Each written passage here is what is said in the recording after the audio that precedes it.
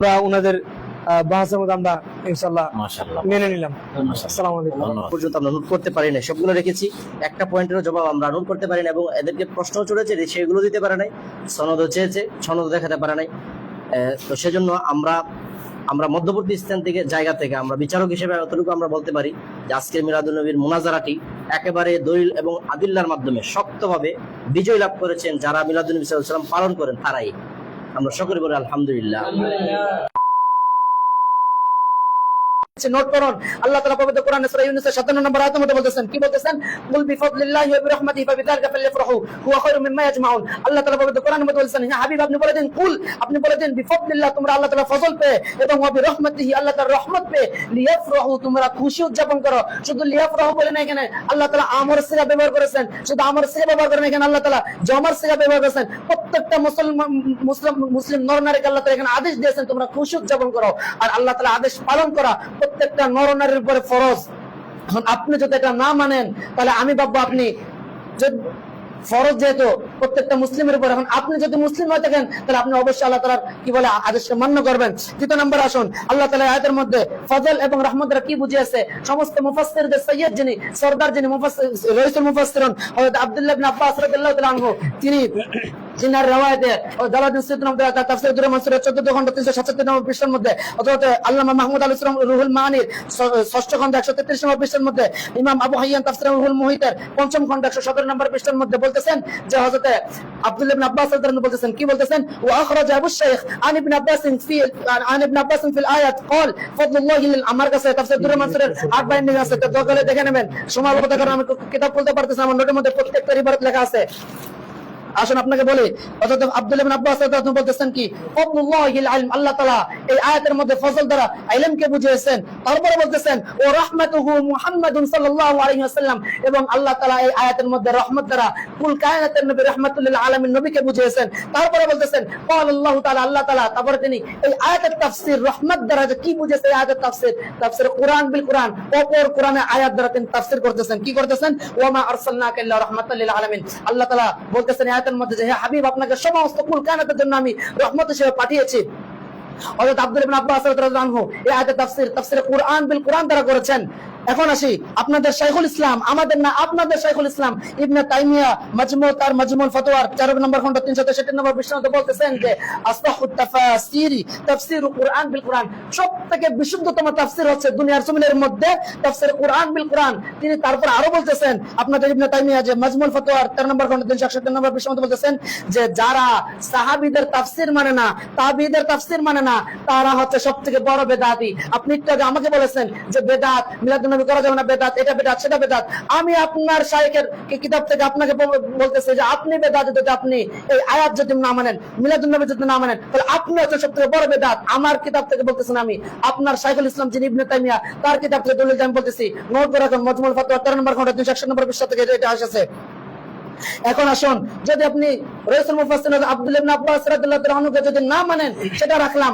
আপনার আকাবের যিনি রয়েছে, যাকে হাকিমুল উম্মত আপনারা কি করেন, দাবি করেন, উম্মতের চিকিৎসক যাকে দাবি করেন, তিনি তার খুতবাতে মিলাদুন নবী সাল্লাল্লাহু আলাইহি ওয়াসাল্লামের 5ম খণ্ড 64 নম্বর পৃষ্ঠার মধ্যে, এটা আমার কাছে হার্ড বাইন্ডিং আছে, এখানে দরকারে দেখে নেবেন। সময় স্বল্পতা করে আমি দেখাতে পারতেছি না, আমার নোটের মধ্যে প্রত্যেকটা ইবারত রয়েছে। আসুন বলতেছি শুনুন, হাসিল আয়াত কুল বিফাদলিল্লাহি ওয়া বিরহমাতিহি ফাবিযালিকা ফালইফরাহু হুয়া খায়রুম মিম্মা ইয়াজমাউন কা ये होगा हमको हक तारा इरशाद फरमा रहे हैं যে এই আয়াত দ্বারা আল্লাহ তাআলা আমাদেরকে ইরশাদ করতেছেন, বলতেছেন কি বলতেছেন যে হুজুর সাল্লাল্লাহু আলাইহি ওয়াসাল্লাম কি বুলাদতে জাহিরি ইস पर खुश होना चाहिए।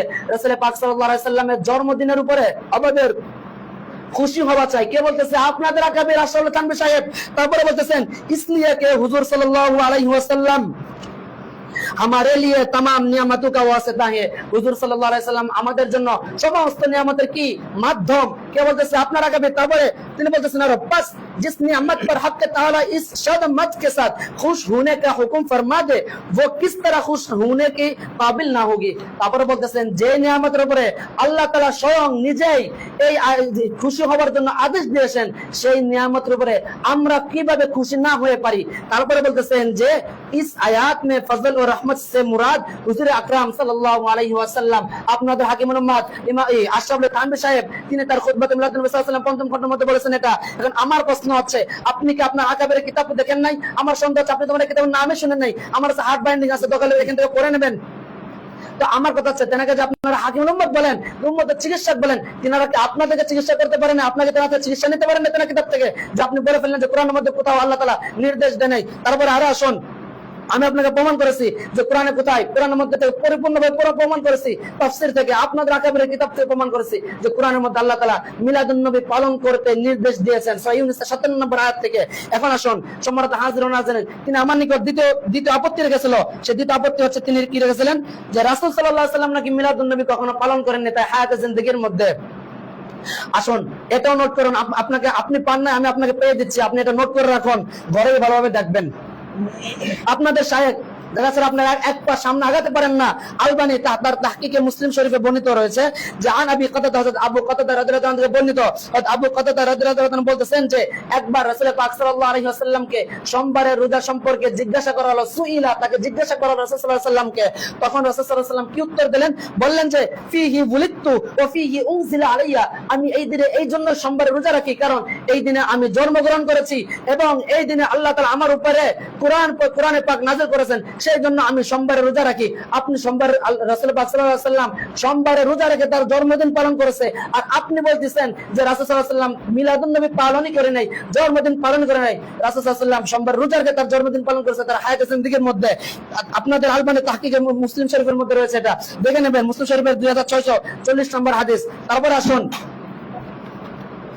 ইমাম তাবারি রাহমাতুল্লাহ তাআলা আলাইহি আল মুজাম্মিল কাবির প্রথম খণ্ড 58 নম্বর পৃষ্ঠা, জামুল জাওয়ামির 23 নম্বর খণ্ড 306 নম্বর পৃষ্ঠা, আল ইসবাহ 14 নম্বর খণ্ড 145 নম্বর পৃষ্ঠা, আল বিদায়া ওয়ান নিহার 8 নম্বর খণ্ড 113 নম্বর পৃষ্ঠার মধ্যে, তারিখে দামেস্ক 30 নম্বর খণ্ড 26 নম্বর পৃষ্ঠার মধ্যে, মাজমাউ যাওয়াইদের 9ম খণ্ড 60 নম্বর পৃষ্ঠার মধ্যে হযরত আয়েশা সিদ্দিকা রাদিয়াল্লাহু তাআলা আনহু riwayat দিয়ে বলতেছেন, কি বলতেছেন, যে তাযাকারা রাসূলুল্লাহ সাল্লাল্লাহু আলাইহি ওয়াসাল্লাম ওয়া আবু বকর রাদিয়াল্লাহু আনহু মিলাদাহুমা ইনদি, বলতেছেন হযরত আয়েশা সিদ্দিকা রাদিয়াল্লাহু তাআলা আমার নিকট আলাইহি ওয়াসাল্লাম মৃত্যুবরণ করেছেন, কিন্তু এই দিন আপনারা জুলুস বের করতেছেন, এই দিন আপনারা তাবারুক খাওয়াইতেছেন, এই দিন আপনারা মিষ্টি বিতরণ করতেছেন। এই দিনটা আমাদের সুখ পালন করার দিন। এই জন্য আপনাদের এই দিনে যারা সাচ্চা আশিকের রাসূল তারা আপনাদের বিপক্ষে, আপনাদের বিরুদ্ধে দাঁড়িয়েছে, আপনাদের বিরুদ্ধে রুখে দাঁড়াবে ইনশাআল্লাহ সামনে। এবং আসেন, যে ব্যক্তি নিজের মায়ের মৃত্যু দিবস, আপনার মায়ের মৃত্যু দিবসে আপনি এরকম আনন্দ উল্লাস করতে পারবেন না, আপনার সন্তানের বা আপনি মৃত্যু দিবস আনন্দ উল্লাস করতে পারবেন না। আত্মীয় স্বজন যারা মারা গেছে তাদের মৃত্যু দিবসে, এই বছর ধরেন আজকে আপনার যে কোনো একটা আত্মীয় স্বজন মারা গেছে, সামনের বছর ঠিক এই দিনে আপনি আনন্দ উল্লাস করতে পারবেন না। কেন?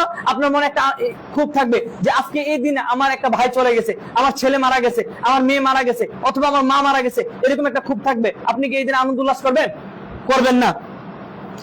তো নবীজি সাল্লাল্লাহু আলাইহি ওয়াসাল্লাম ওনার খ্রিস্টানদের কালচার সেটা হচ্ছে ইহুদিদের কালচার। কারণ মুসা নবীর উম্মত যারা ছিল, মানে খ্রিস্টান যারা ছিল, হুজুর আমাকে আর 2 মিনিট সময় দিবেন, আমি আপনাদের কাছে 2 মিনিট সময় চেয়ে নিচ্ছি। এখন ইমাম শাতিবী রাহমাতুল্লাহ আলাইহি তিনি একটা হাদিস শরীফের মধ্যে বলতেছেন, বিদআতের একটি প্রকার হলো ব্যাপক কোন ইবাদতের বিশেষ পদ্ধতিতে নির্ধারণ করা, যেমন একসাথে সবাই মিলে সম্মিলিতভাবে জিকির করা এবং নবী করিম সাল্লাল্লাহু আলাইহি সাল্লামের দিনকে ঈদ হিসেবে গ্রহণ করা। এটা হচ্ছে আল ইতিসাম প্রথম খণ্ড 53 নম্বর হাদিস। এটার মধ্যে উনি বলেছেন, ইমাম শাতিবী নোট করবেন, উনি বলতেছেন যে ইসলামের মধ্যে যে বিষয়গুলো ছিল না নতুন করে আবিষ্কার করা হয়েছে এগুলো, এবং নবী করিম সাল্লাল্লাহু আলাইহি ওয়াসাল্লামের জিকির করা, মানে একসাথে জিকির, সম্মিলিতভাবে সবাই একসাথে জিকির করা, এটা বেদাত। এবং এই দিনে নবী করিম সাল্লাল্লাহু আলাইহি ওয়াসাল্লামের যে আপনারা করতেছেন এটা বেদাত।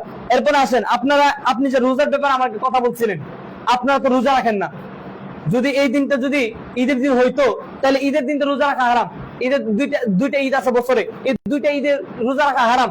তো আপনারা এই দুইটা ঈদের রোজা রাখতেছেন, নবী করিম সাল্লাল্লাহু আলাইহি ওয়াসাল্লাম রোজা রাখছে, আপনারা বলছেন এটা ঈদ। এটা কোন ভাবে যুক্তি হইলো আমি বুঝলাম না। আপনাদের কাছে আমার 3টা প্রশ্ন থাকবে। একই দিনে নবী করিম সাল্লাল্লাহু আলাইহি সাল্লাম তিনি জন্মগ্রহণ করেছেন, এটার আনন্দ উল্লাস করতেছেন, কিন্তু নবী যে ইন্তিকাল করেছেন এটা শোক দিবস আপনারা পালন করতেছেন না। 1 নম্বর প্রশ্ন। 2 নম্বর প্রশ্ন থাকবে, ঈদ মিলাদুন নবী যে জশ্নে জুলুস পাইছেন, এই জশ্নে জুলুসটা কে করছে বা কাহারা করছে এটা আমাদেরকে প্রমাণ দিবেন। 3 নম্বর প্রশ্ন হচ্ছে, আপনারা যে পতাকা লাগান, পতাকা ধরে ধরে আপনারা নারে রিসালাতের একটা স্লোগান দেন, এই ভণ্ডামি পাইছেন কই ভাই? পতাকা নিয়ে আপনারা এই যে মানে হাঁটাহাঁটি করতেছেন, মানুষকে একটা বিভ্রান্তের মধ্যে ফেলে দিচ্ছেন।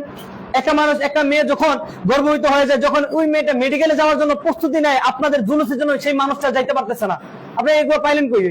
আমি আপনাদের কাছে 3টা প্রশ্ন রেখে গেলাম। একটা হচ্ছে ঈদ মিলাদুন্নবী জুলুস কে করছে বা কাহারা করছে, এটা আমাকে প্রমাণ দিবেন।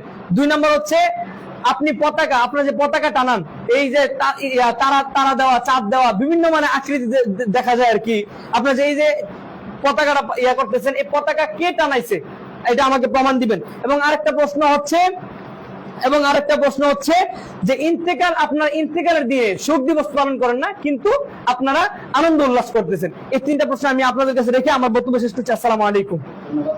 এই পর্যন্ত যারা রয়েছেন আপনারা আপনাদের সময়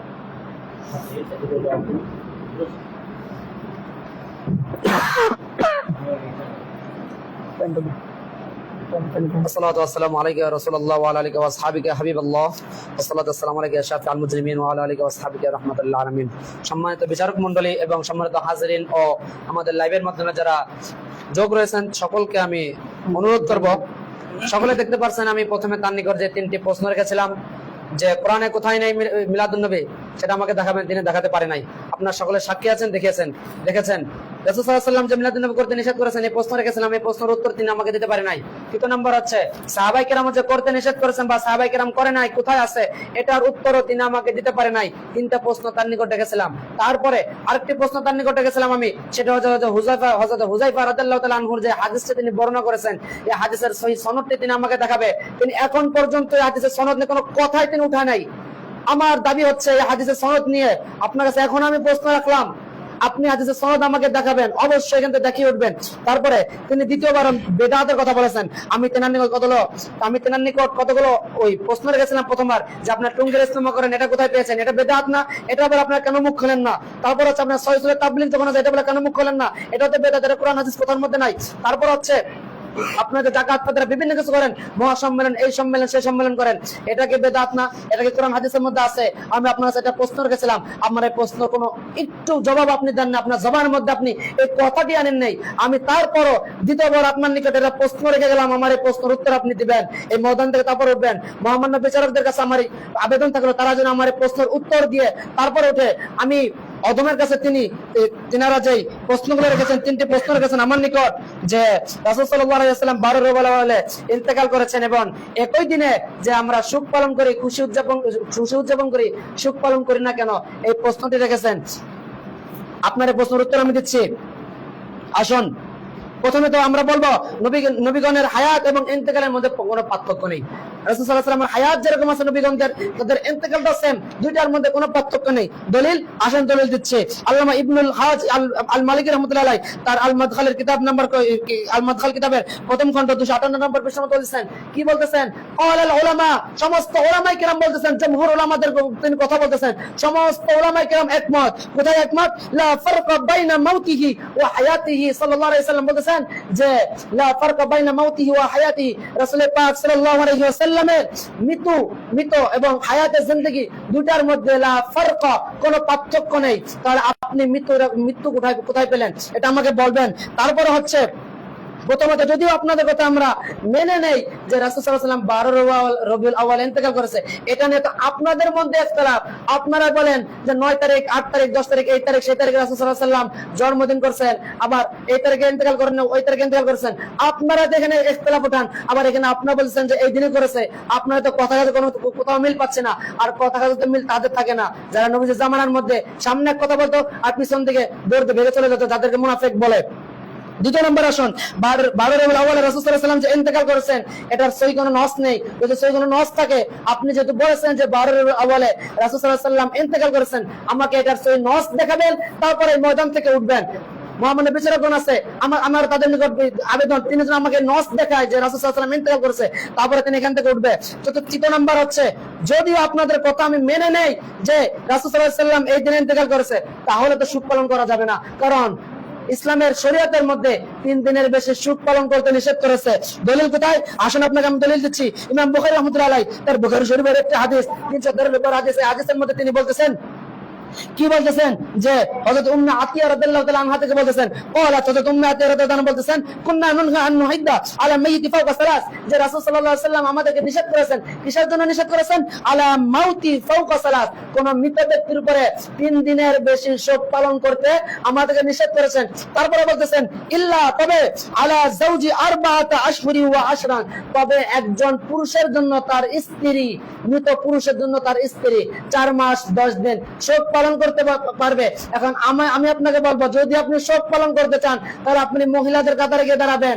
যদি আপনি শোক পালন করতে চান, আপনি স্বীকার করবেন যে আপনি মহিলা। এখন ঢাকার মধ্যে নতুন নতুন বাস বের হয়েছে, এই কি বলে গোলাপি কালার একটা বাস, আপনি ঢাকায় গিয়ে বাসের মধ্যে চড়বেন, কারণ আপনি তো শোক পালন 3 দিন না, আপনি বেশি মানতেছেন, তাহলে আপনার জন্য ওই বাসটা হচ্ছে নির্ধারিত। তারপরে আসুন, যদি সহিহ বুখারীর 317 নম্বর হাদিস দেখিয়েছি আপনাকে, এছাড়াও যদি আমি বলি ইমাম জালালউদ্দিন সুয়ুতী, ইমাম ইবনে আবিদিন শামী, আপনিও হানাফি আমিও হানাফি, আপনি যে কিতাব থেকে দলিল দেন আমিও সেই কিতাব থেকে দলিল দেই, ফতোয়া শামীর ইবনে আবিদিন শামী রাহমাতুল্লাহ লিখেছে। এই কিতাবের মধ্যে ইমাম ইবনে আবিদিন শামী রাহমাতুল্লাহ তৃতীয় খণ্ড 533 নম্বর পৃষ্ঠার মধ্যে বলতেছেন যে কোন ব্যক্তির জন্য, মৃত ব্যক্তির জন্য 3 দিনের বেশি শোক পালন করা জায়েজ নাই। আমার কাছে হার্ট বাইন্ডিং আছে, এখানে এত হার্ট বাইন্ডিং আছে আমার এখানে, আপনি এখান থেকে দেখেন, আমার সময় সর্বদা করে আমি কিতাব বের করতে পারতেছি না। ইমাম ইবনে শামী রাহমাতুল্লাহ বলতেছেন যে কি কোন মৃত ব্যক্তির উপরে 3 দিনের বেশি আপনারা শোক পালন করবে না। তো আপনারা যখন যাকাত খান, ফিতরা খান, যখন বিভিন্ন আপনাদের মাসআলা লাগে, আপনাদের যখন লাগে, তখন আপনারা ফতোয়া শামীর রিওয়ায়াত, ফতোয়া শামীর বরাত দিয়ে আপনারা বিভিন্ন মাসআলা মানুষদেরকে বলে বলে গোমরা করেন। আর মিলাদুন নবীর মাস আসলে কি আপনারা ফতোয়া শামীকে ভালোভাবে বেঁধে আপনারা আলমারির উপরে উঠায় রাখেন নাকি? মিলাদুন নবীর মাসের সময় কি আপনারা ফতোয়া শামী পড়েন না?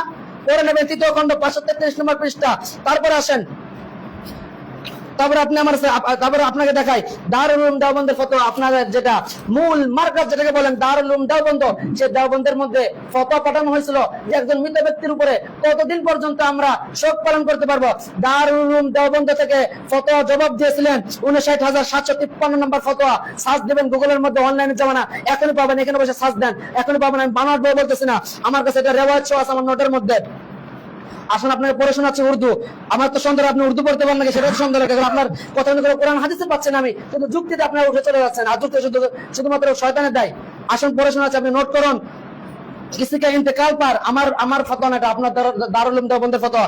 किसी के इंतकाल पर मजहब इस्लाम में सिर्फ 3 दिन तक गम मनाना जायज है। কোন ব্যক্তির ইন্তেকালের উপরে, মৃত্যুর পরে ইসলামের মধ্যে 3 দিন পর্যন্ত, সির্ফ শুধুমাত্র 3 দিন পর্যন্ত কি করতে পারবে? গম, শোক পালন করতে পারবে, এটা জায়েজ। তারপরে বলতেছেন इसके बाद गम मनाना जायज नहीं, এরপরে শোক পালন করা জায়েজ নাই।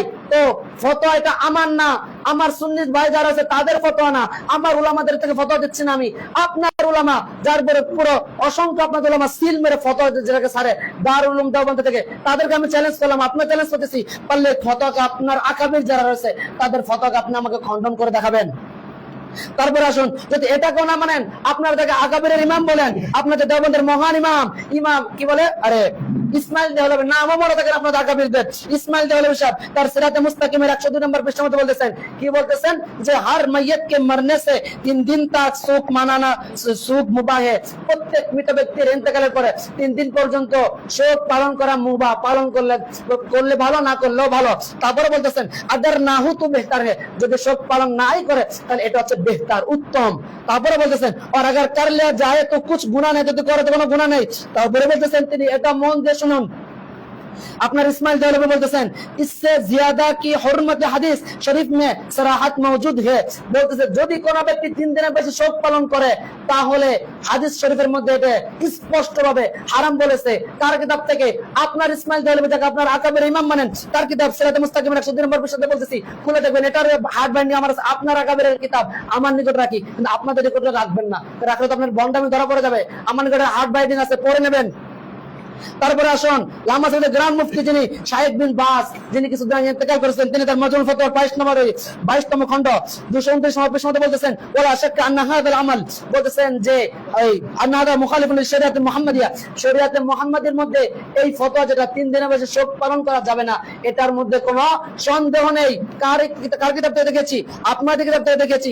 এটাও যদি না মানেন, তারপর আসুন 9ম শতাব্দীর মুজাদ্দাদ আমার নির্দেশ কিতাব থেকে দেখেছি যে আপনারা আমাদেরকে দেখাবেন জুলুস পালন করা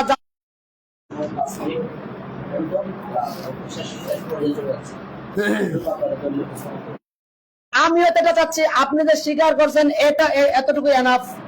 আপনি যে স্বীকার করছেন যে রাসূল সাল্লাল্লাহু আলাইহি ওয়াসাল্লাম সোমবারে রোজা রেখেছে তার জন্মদিনের জন্য, এটাকে তো মিলাদুন নবী বলে, এটাকে মিলাদুন নবী বলে। হয়তো আপনার ইলমুল লুগাতের উপর হয়তো ইলম কম থাকতে পারে, কম ইলম নিয়ে মুনাজারার ময়দানে কখনো বসবেন না, ইলম হাসিল করে তবে মুনাজারার ময়দানের মধ্যে আসবেন। এই জন্মটাকেই তো মিলাদুন নবী বলে আরবিতে, আপনি তো এটাই ভুলে গেছেন। ইলমুল লুগাতের উপর ভালোভাবে শিক্ষা অর্জন করবেন। আপনি যেহেতু মেনে নিয়েছেন, আমরাও চাই যে আপনারা মেনে নেন এইভাবে। তারপরে বলতেছেন জুলুসের মধ্যে আমরা জুলুস করি, বিভিন্ন মহিলারা থাকে, আমাকে এটার একটি প্রমাণ দেখাবেন যে কোন একটি মহিলার সমস্যা হয়েছে আমাদের জুলুসের কারণে, তাহলে আমরা এটার দায়ভার নেব। তবে আমি আপনাকে অহরহ দেখাতে পারবো চট্টগ্রামের জমিনের মধ্যে জুলুস চলতেছে, অ্যাম্বুলেন্স আসছে, মানুষ আশিকের আছে যারা আছে তারা অ্যাম্বুলেন্সের সাইড দিয়ে দিচ্ছে, অ্যাম্বুলেন্স চলে গেছে জুলুসের মাঝখান দিয়ে, অহরহ আপনাকে আমি দেখাতে পারবো। কিন্তু আপনি আমাকে এর বিপক্ষে আপনি যে কথা বলছেন এটা দলিল আমাকে দেখাবেন, আমি আপনাকে এটা উত্তর দেবো। তারপর আসুন, আপনার নিকট আমি, যেহেতু আপনি স্বীকার করে নিয়েছেন যে আপনার কাছে কোনো সহিহ সনদ নাই হুযায়ফা রাদিয়াল্লাহু থেকে, তাহলে আপনি সহিহ সনদ ছাড়া তাহলে আপনি এই মুনাজারার মধ্যে মিসকিন সূচক এলএমনি কিভাবে মুনাজারা করতে আসছেন? আপনি আবার বলতেছেন আপনারা আশিক রাসূল দাবি করতেছেন, আমাদেরকে আশিক রাসূল বলতেছেন না মিয়া, আমাদেরকে আশিক রাসূল বলতেছেন না আপনারা। তো এই আপনার যে সনদ নাই, সনদ ছাড়া আপনি হাদিসটা কেন আমাদের ছাড়লেন? সনদ ছাড়া হাদিস কেন আমাকে দিলেন আপনি? এটার উত্তর আপনি দেবেন। তারপর আপনি আমার নিকট কিছু প্রশ্ন রেখেছেন।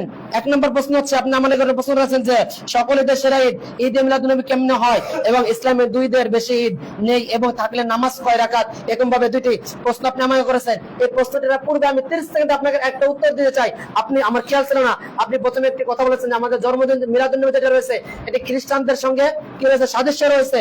আমি বলবো আপনাদের যিনি কি আপনাদের যিনি আকাবির তিনি বলেছেন মিলাদুন্নবী সাল্লাল্লাহু আলাইহি ওয়াসাল্লামকে হিন্দুদের বা বিধর্মীদের পূজার সঙ্গে তুলনা করা হচ্ছে কুফরি। কহর আসমানি কিতাবটি কোথায়?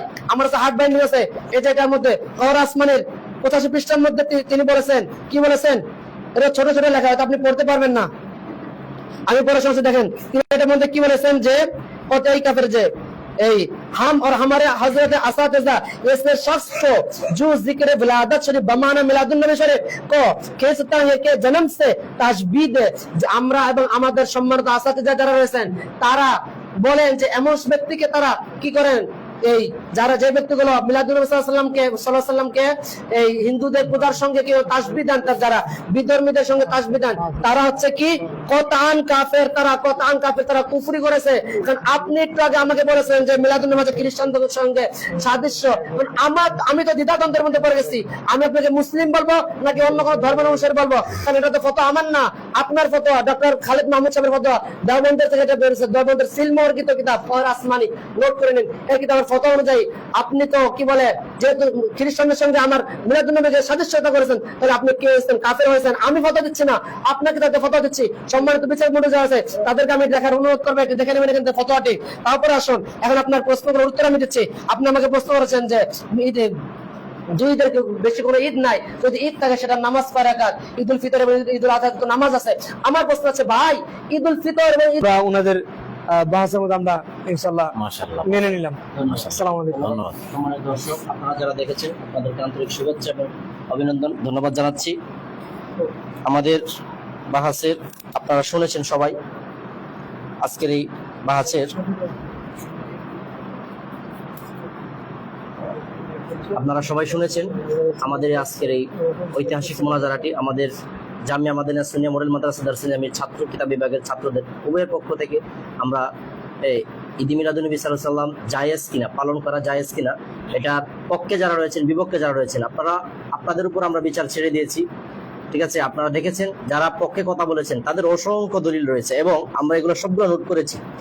যারা বিপক্ষে রয়েছে যতগুলা তারা আপত্তিতে রয়েছেন সবগুলো আপত্তির জবাবও দিয়েছেন, প্রত্যেকটা পয়েন্টের জবাব দিয়েছেন। কিন্তু যারা বিপরীতে রয়েছেন তারা একটারও আমরা জবাব এখনো পর্যন্ত আমরা নোট করতে পারি না, সবগুলো রেখেছি, একটা পয়েন্টেরও জবাব আমরা নোট করতে পারি না এবং এদেরকে প্রশ্ন চলেছে সেগুলো দিতে পারে নাই, সনদও চেয়েছে সনদ দেখাতে পারে নাই। তো সেজন্য আমরা মধ্যবর্তী স্থান থেকে জায়গা থেকে আমরা বিচারক হিসেবে এতটুকু আমরা বলতে পারি যে আজকের মিলাদুন নবীর মুনাজারাটি একেবারে দলিল এবং আদিল্লার মাধ্যমে শক্তভাবে বিজয় লাভ করেছেন যারা মিলাদুন নবী সাল্লাল্লাহু আলাইহি ওয়াসাল্লাম পালন করেন তারাই। আমরা সকলে বলি আলহামদুলিল্লাহ। এই বলে আজকের এই মুনাজারা শেষ করলাম। আসসালামু আলাইকুম ওয়া রাহমাতুল্লাহি ওয়া বারাকাতুহু।